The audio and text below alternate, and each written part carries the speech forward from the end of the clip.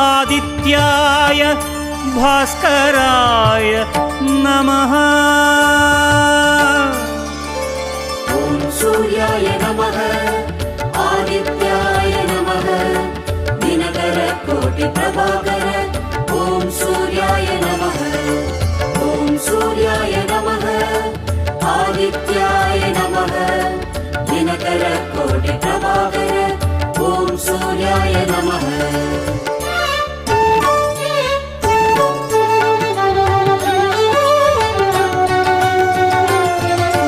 ततो युद्ध परिश्रान्तं समरे चिन्तया स्थितं रावणं चाक्रतु दृष्ट्वा युद्धाय समुपस्थितम्। ॐ सूर्याय नमः ॐ सूर्याय नमः।